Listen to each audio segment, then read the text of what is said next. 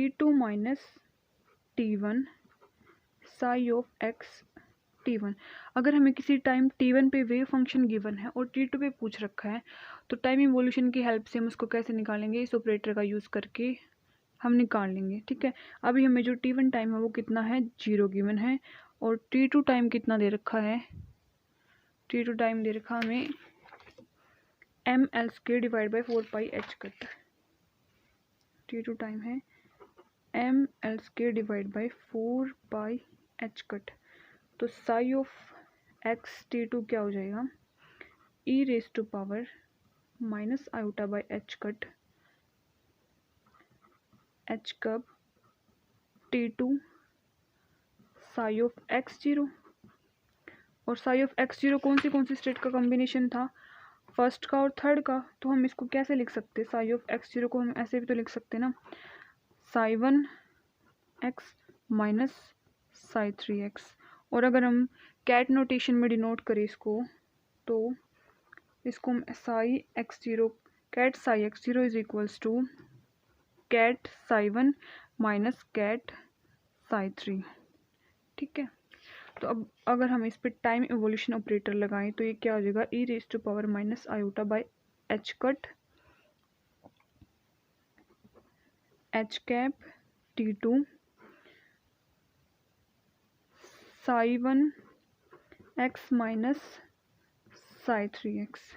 ठीक है, यानी कि कैट नोटेशन में अगर हम इसको लिखे तो psi x T2 is equals to E raise to power minus iota by H cut H cap T2 ket psi1x minus E raise to power minus iota by H cut H cap T2 ket psi2x। ठीक है, तो अभी time evolution operator जब हम psi1x पे लगाएंगे तो हमें क्या मिलेगा, psi1 के कोरिस्पोंडिंग एनर्जी कितनी हो जाएगी E1, तो e raise to power minus iota divide by H cut E1 T2 ket psi1x minus E raise to power minus iota by H cut, sorry E3 था, psi3 था, psi3 की कोरिस्पोंडिंग energy eigen value कितनी हो जाएगी E3 T2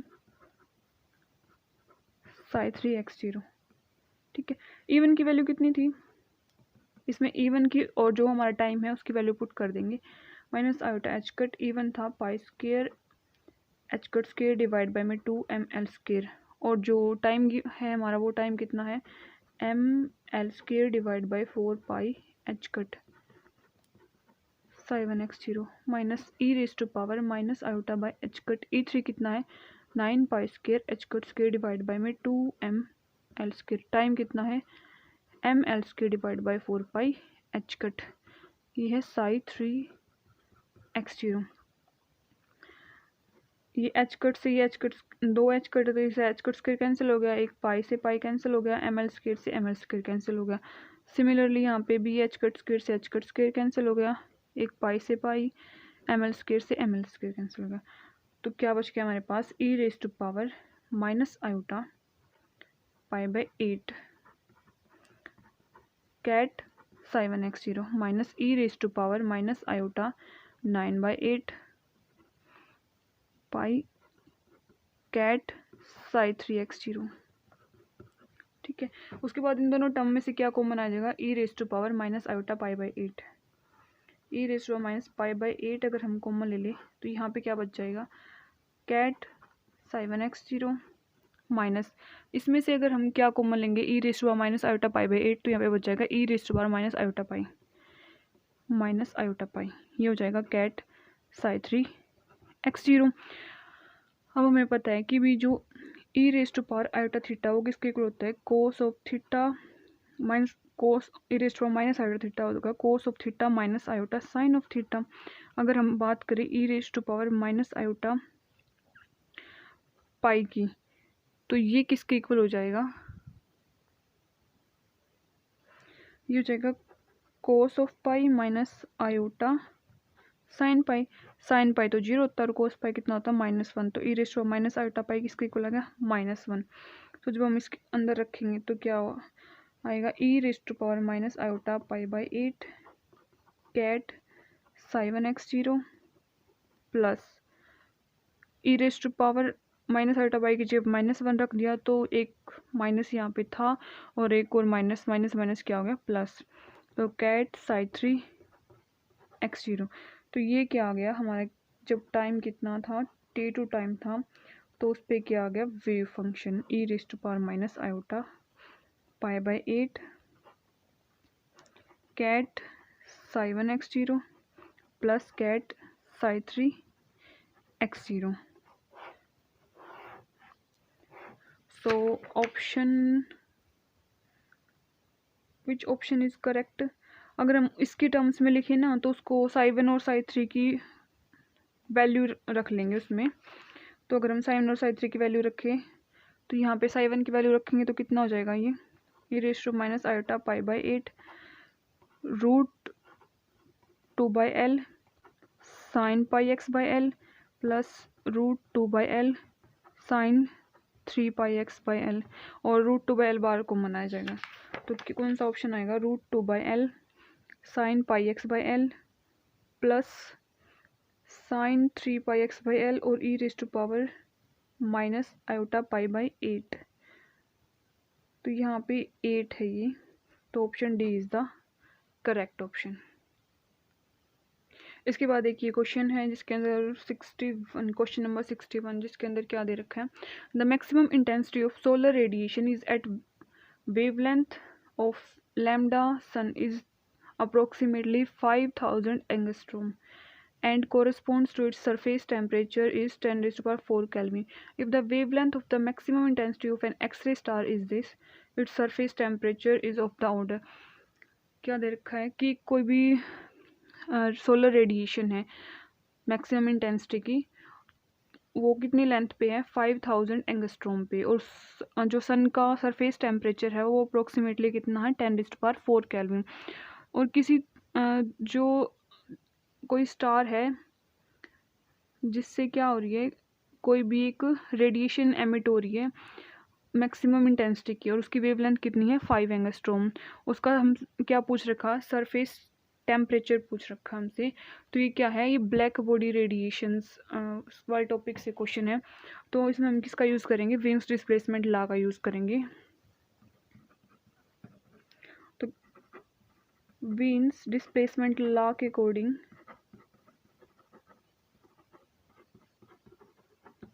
जो lambda maximum है into में जो टेम्परेचर गिवन है, जो टेम्परेचर गिवन है, इन दोनों का प्रोडक्ट क्या होता है, कांस्टेंट के इक्वल होता है। Product of maximum wavelength multiply by temperature is constant. तो इसका यूज़ करके हम क्या निकाल लेंगे, जो सरफेस टेम्परेचर है स्टार का वो। तो क्या करेंगे, lambda of sun into temperature of sun किसके इक्वल हो जाएगा, lambda of star into temperature of star. तो हमें निकालना क्या है, टेम्परेचर ऑफ स्टार निकालना है। तो टेम्परेचर ऑफ स्टार किसके इक्वल हो जाएगा, lambda of sun into temperature of sun divide by में लैम्डा ऑफ स्टार। तो वेवलेंथ कितनी दे रखी है सन की वेवलेंथ है 5000 एंगस्ट्रोम। टेम्परेचर कितना दे रखा है 10 raised to power 4 केल्विन, और जो स्टार की वेवलेंथ है वो कितनी है 5 एंगस्ट्रोम। सो यहाँ से जो टेम्परेचर है किसका, स्टार का, वो कितना हो जाएगा, ये हो जाएगा 10 raised to power 3 into 10 raised to power 4 kelvin, that is 10 raised to power 7 kelvin.